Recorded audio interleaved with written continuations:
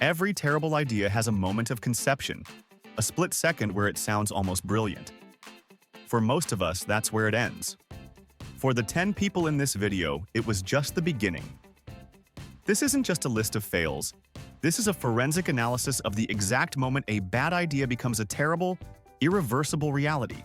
Please, don't conduct your own research. 1. In the sweltering, competitive heat of a local fishing tournament in Brazil, a man named Ricardo was a portrait of simmering desperation. For years, he had been the perpetual runner-up, a man doomed to watch his smug rival Paulo hoist the championship trophy. This year, Ricardo decided, would be different. He was done with skill, done with patience, done with the whims of fortune. He had decided to embrace a strategy of overwhelming, undeniable force. His secret weapon, procured from a shady contact and hidden at the bottom of his tackle box, was a single powerful stick of dynamite. In his deeply competitive and morally flexible mind, this wasn't cheating. It was a clever, innovative application of technology to an age-old problem. While Paulo was meticulously choosing his lures, Ricardo was planning a fish harvesting event of biblical proportions. On the final day of the tournament, he paddled his small, rickety wooden boat to a secluded fish-heavy cove. He could see Paulo in the distance, already reeling in a respectable catch. The sight fueled his resolve. The time for subtlety was over. With the theatrical flair of a revolutionary, Ricardo lit the fuse on the dynamite. It hissed and sparked, a tiny, angry snake of fire. With a triumphant yell that echoed across the water, he hurled the stick into the placid green river. The result was instantaneous and biblical. A massive column of water erupted with a deafening boom, and the shockwave radiated outwards. His plan had worked with a terrifying efficiency he hadn't even dared to dream of. Hundreds of fish, stunned by the blast, floated lifelessly to the surface, their silver bellies creating a shimmering, macabre carpet on the water. He had won. The trophy was his, but in his moment of explosive triumph, he had catastrophically failed to account for Newton's third law. His tiny, unstable boat, now at the epicenter of the blast's shockwave, was rocked with such violent force that he was thrown from his seat. He pinwheeled his arms in a brief, comical ballet of surprise before tumbling headfirst into the very water he had just assaulted. The initial shock of the cold water was quickly replaced by a wave of giddy victory as he found himself swimming in a veritable sea of his own winnings. But his explosive dinner bell had been heard by more than just the fish. The concussive blast and the scent of blood from hundreds of injured fish had sent out an irresistible 5-star invitation to the river's most ruthlessly efficient inhabitants, a massive school of piranhas. Drawn by the carnage, they swarmed the area in a frenzied, competitive cloud. In their primal, instinct-driven state, they made no cognitive distinction between the stunned, floating fish and the large, soft, flailing mammal who was conveniently located in the middle of their buffet. Ricardo's brilliant shortcut to a fishing tournament victory had succeeded only in turning him into the surprise main course. 2. The sky is a vast, beautiful, and unforgiving cathedral, and the sport of skydiving is an act of faith in preparation and equipment. For a man named Alex, it was more than a sport. It was an art form. He was a professional skydiving videographer, the man entrusted with capturing the sublime, heart-stopping beauty of human flight. He was a master of his craft, known for his steady hand and fearless pursuit of the perfect shot.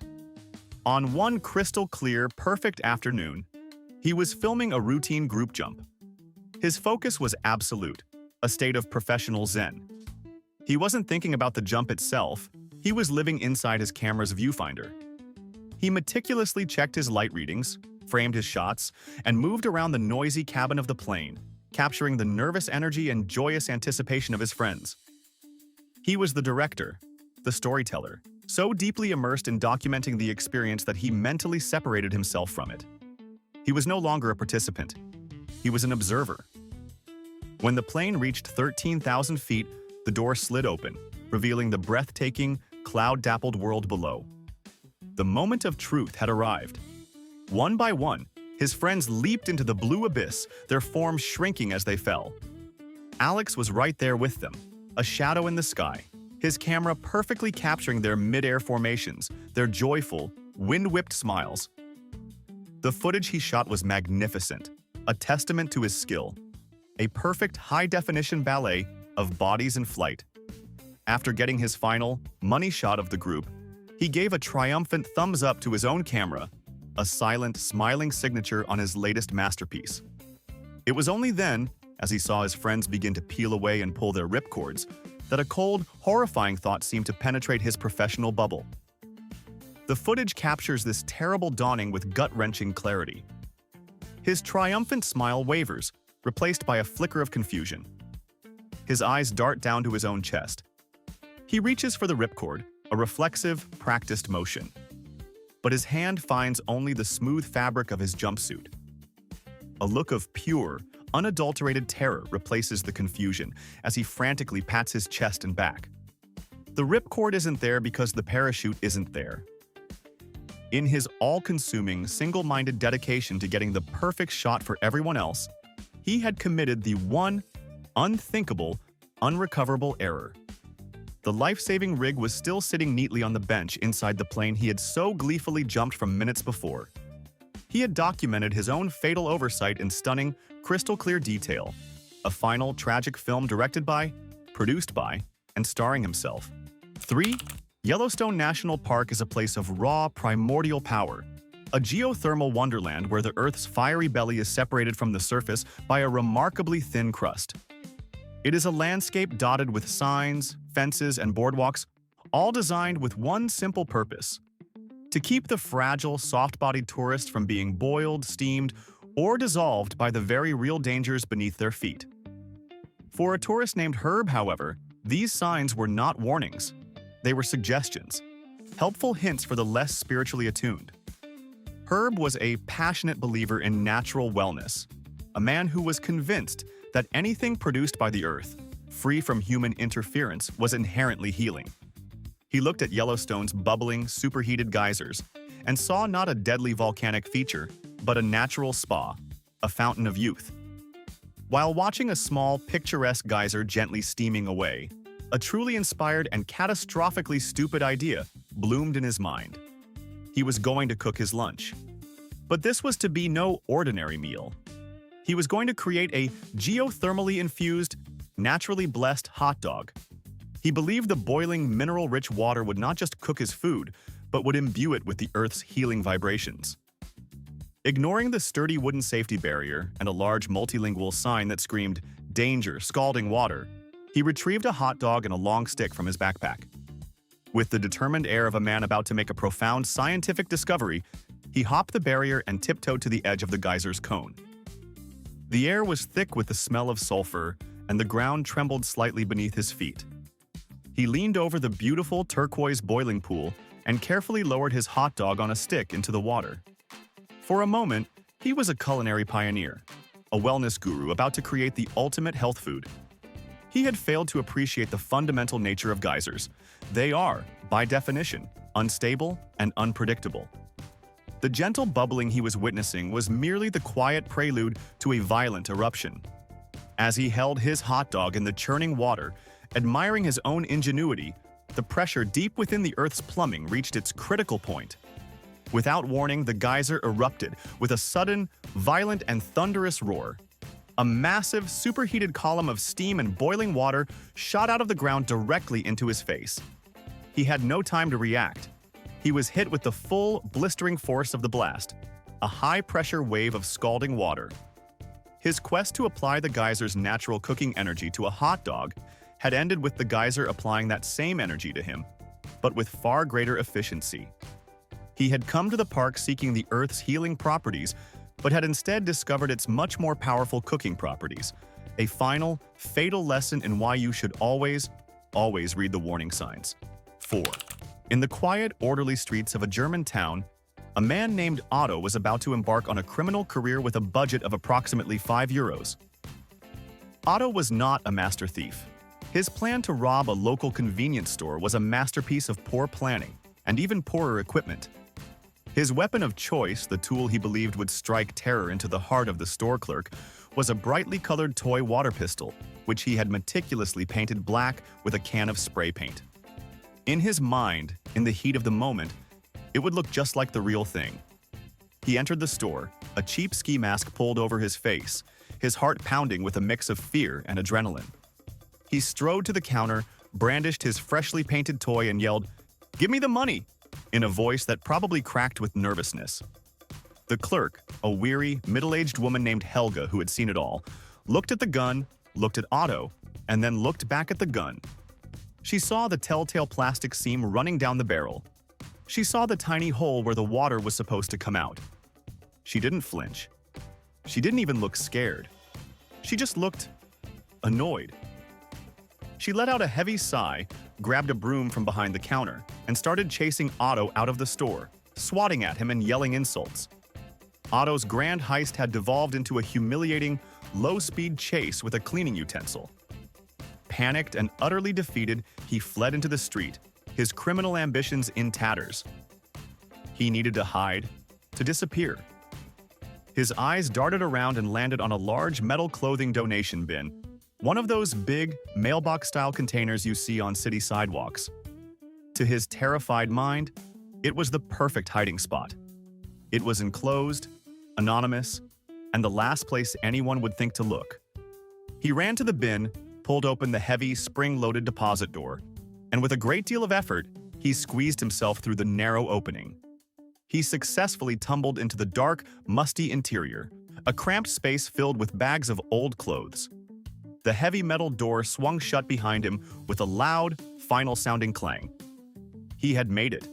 He was safe. It was only after his adrenaline began to subside that he realized the horrifying nature of his chosen sanctuary. He tried to push the deposit door open from the inside, but it was designed as a one-way chute to prevent theft. There was no internal handle, no way to open it. He was trapped.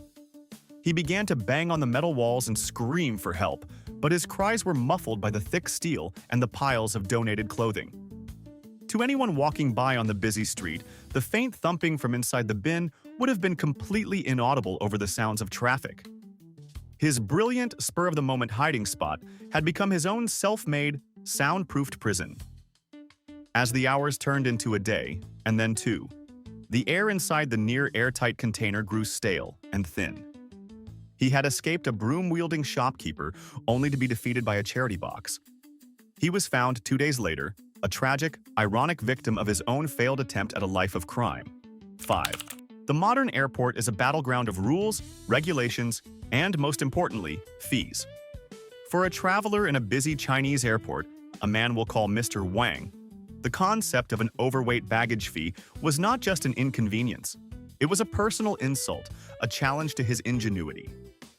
He stood at the check-in counter, watching in horror as the scale flashed a number far beyond the airline's stingy limit. The fee was exorbitant, almost as much as the ticket itself. Mr. Wang was not a man to be defeated by a simple surcharge. He was a problem solver. A plan, as brilliant as it was dangerous, began to form. He would not pay the fee. He would not leave his precious belongings behind. He would simply wear them.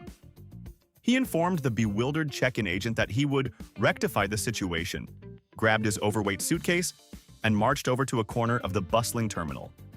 There, he began his grand transformation. He opened the suitcase and began to put on every last item of excess clothing. He pulled on a second pair of jeans over his first.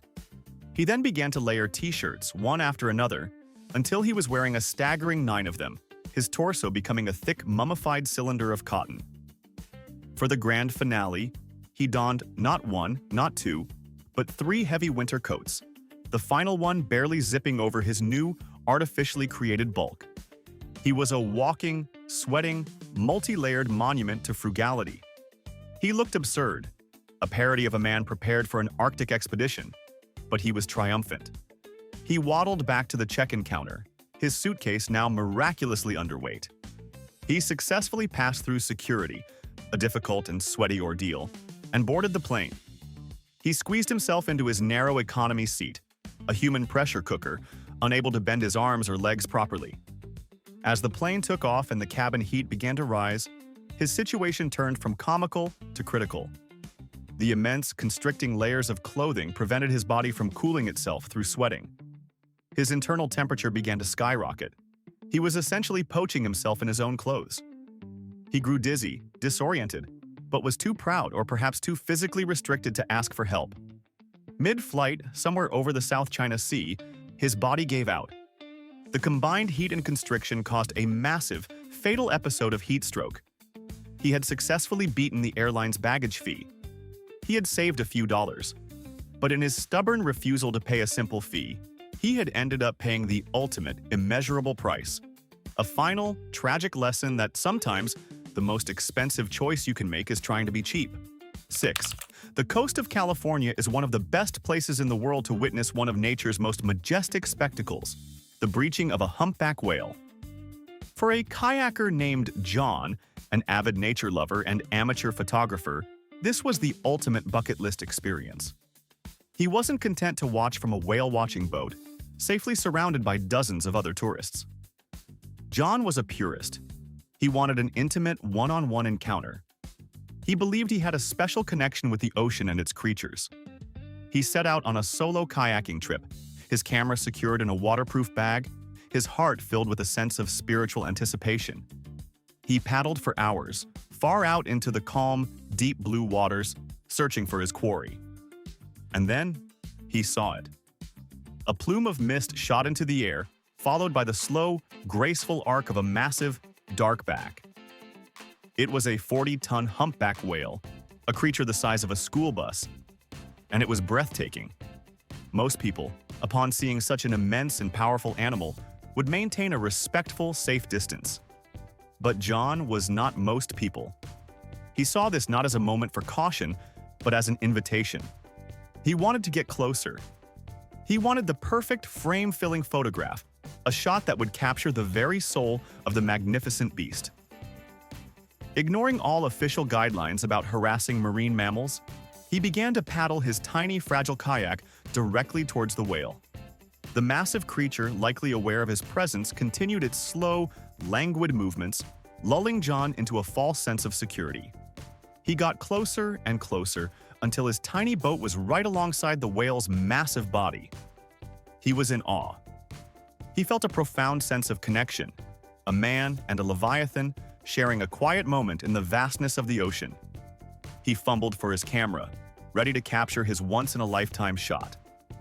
What John failed to understand, in his state of blissful wonder, is that whales are not gentle, mindful giants. They are wild, unpredictable animals, and he had just paddled into the splash zone of one of the most powerful actions in the animal kingdom. Without any warning, the 40-ton whale decided to breach. It arched its colossal body, its powerful tail flukes propelling it upwards, and launched itself almost completely out of the water. John had just enough time to look up, his awe turning to sheer, frozen terror as a living, breathing skyscraper of flesh and blubber blotted out the sun. The whale landed directly on top of him. His tiny kayak, and him along with it, simply vanished beneath the immense, crushing weight and the subsequent explosion of water. He had wanted to get a closer look. And in his final, fatal moment, he had succeeded beyond his wildest dreams, achieving a closer, more intimate, and more permanent connection with a whale than anyone in human history. 7. In the humid, languid backwaters of the Brazilian Amazon, fishing is more than a livelihood. It's a culture steeped in tradition and superstition. For a fisherman named Mateo, one particular superstition had followed him his entire life, a local legend he had always dismissed with a cynical laugh. The legend concerned the trairão, the massive wolffish, a fearsome, toothy predator that was both a prize catch and an omen. The old fisherman's tale was specific. To seal a season of incredible luck, the first man to catch a trairão that day must carry it from his boat to the shore using only his mouth. It was a test of courage, a tribute to the river gods, and to Mateo, a patently absurd and dangerous joke for old men to tell. On this particular day, after hours of fruitless casting under the oppressive sun, Mateo felt a tug on his line so powerful it nearly pulled him from his small wooden canoe. He fought the unseen beast for what felt like an eternity, his muscles straining, his line groaning in protest. When he finally hauled his catch aboard, he saw that it was the fish of legend, a massive, thrashing, 4-foot-long wolffish, its powerful jaws lined with teeth as sharp as daggers. It was the biggest he had ever seen, a true monster of the river, a prize that would make him a legend in his village. As he sat there, panting, adrenaline and pride coursing through him, the old superstition echoed in his mind. He had laughed at it his whole life. But today, overwhelmed by the sheer magnificence of his catch, a strange, almost spiritual feeling washed over him. Maybe there was something to the old ways. Maybe this was his moment to not just be a great fisherman, but to become a part of the river's mythology. In a moment of pure, unadulterated, triumphant impulse, he decided he was going to do it. He was going to perform the legendary ritual. He grabbed the massive, slippery, and very much alive fish, its powerful body still writhing with panic and fury. He opened his mouth wide and, with a surge of adrenaline, he bit down hard on the fish's body, just behind its head, gripping it tightly in his teeth. He stood up unsteadily in his rocking canoe, the heavy, thrashing fish held in his mouth like a grotesque trophy. He was no longer just Mateo. He was a legend in the making. But the wolffish, a terrified and cornered predator, reacted in the only way it knew how. It wasn't interested in being part of a legend. It was interested in survival. With a final, violent, convulsive thrash of its powerful body, it twisted its head and did what wolffish do. It bit back. Its long, needle-sharp teeth, designed for shredding prey, sank deep into the soft, unprotected flesh of Mateo's neck, severing his carotid artery in a single, catastrophic instant. The legendary prize catch had turned on its captor with deadly efficiency. Mateo collapsed back into his canoe, the river's greatest prize still locked in his jaw, a final, bloody, and deeply ironic testament to the fact that some traditions are best left as stories, and that some fish are just not meant to be kissed. He did, in the end, become a local legend, but not for a season of good luck. He became a cautionary tale. 8. The game of golf is a study in controlled frustration, a battle against physics, meteorology, and one's own fragile ego. For two friends, let's call them Frank and Bob, a friendly round of golf on a summer afternoon was their weekly ritual. On this particular day, however, their ritual was interrupted by a sudden, ominous change in the weather. Dark, bruised-looking clouds rolled in, the wind picked up, and a low, distant rumble of thunder announced the arrival of a thunderstorm. Bob, the more cautious of the two, nervously looked at the sky. "Frank," he said, "maybe we should call it a day. This looks pretty bad." Frank, who was having a rare, excellent round and was not about to let a little rain spoil it, just scoffed. He was standing in the middle of the wide-open fairway preparing for a difficult long shot. He pulled his one iron from his bag, a notoriously difficult club to hit well, and took a few practice swings. "Relax, Bobby," he said, with the unshakable confidence of a man who feels he has the universe on his side. "We're fine. Besides," he added, looking up at the angry, flashing sky with a theatrical, almost challenging grin, "don't worry, even God can't hit a one-iron." It was a classic piece of golf humor, a witty, arrogant line that he had probably been waiting his whole life to use. He addressed the ball, took a long, graceful backswing, and held the slender steel club high in the air at the apex of his swing, a perfect, solitary lightning rod in the middle of a flat, open field. The universe, it seems, has a wicked and very literal sense of humor. Seconds after the words left his mouth, a brilliant, blindingly white bolt of lightning descended from the heavens. It did not strike the trees. It did not strike the flagstick on the green. It struck the highest, most conductive point on the entire golf course, the tip of Frank's upraised one-iron. The massive electrical charge instantly surged down the steel shaft through his body and into the damp ground, turning him into a tragic, smoldering punchline. Bob could only watch in stunned, speechless horror.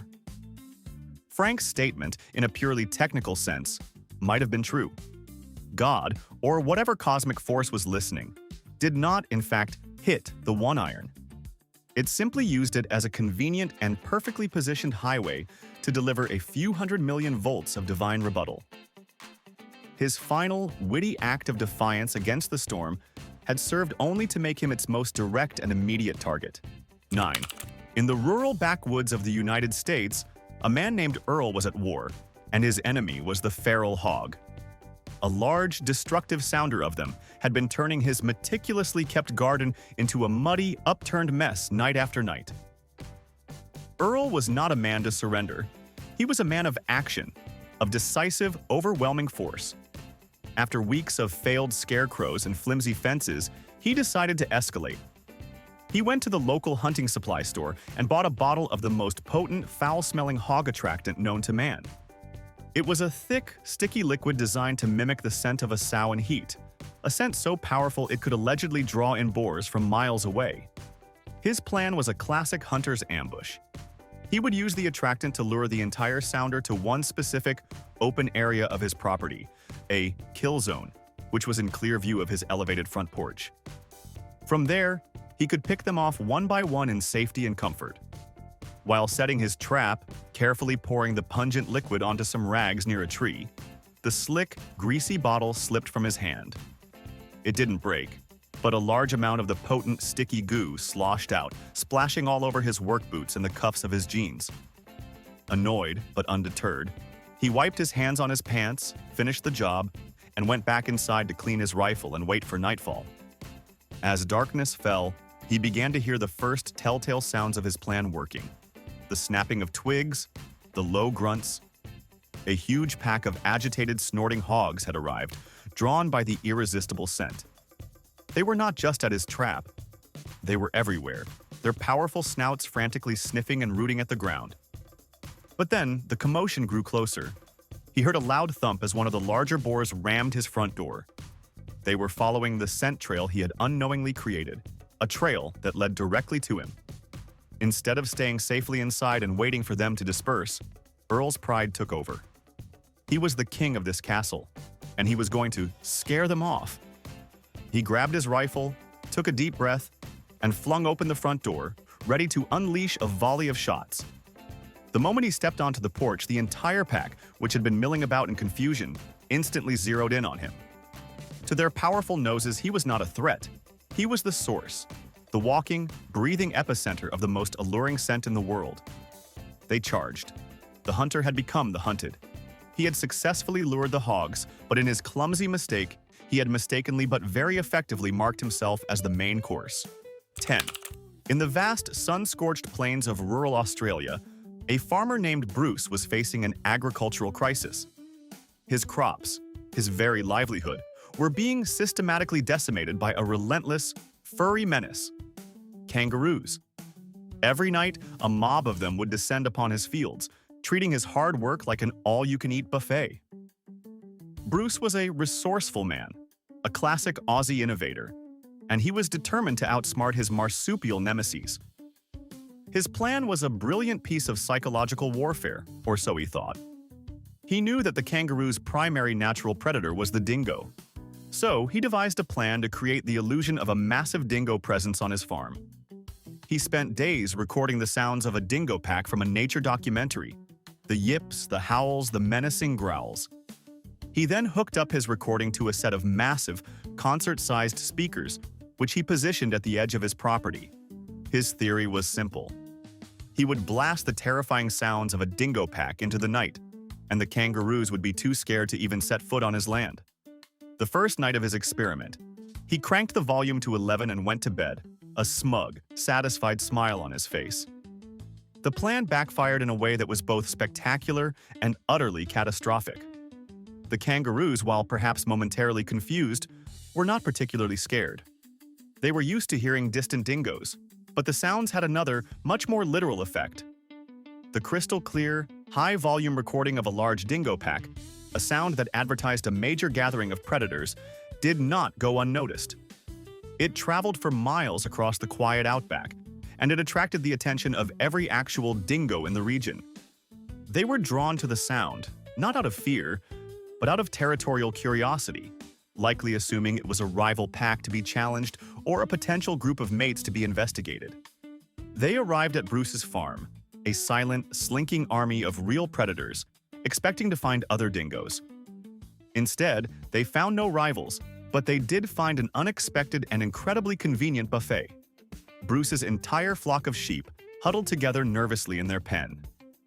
The dingoes, having found a much easier and more satisfying meal than kangaroos, decimated the flock. Bruce, awakened by the commotion of his dying sheep, grabbed his shotgun and ran outside to investigate. As he entered the field, he was met not by frightened kangaroos, but by a large, real, and very agitated pack of dingoes, who now saw him as a threat to their newfound feast.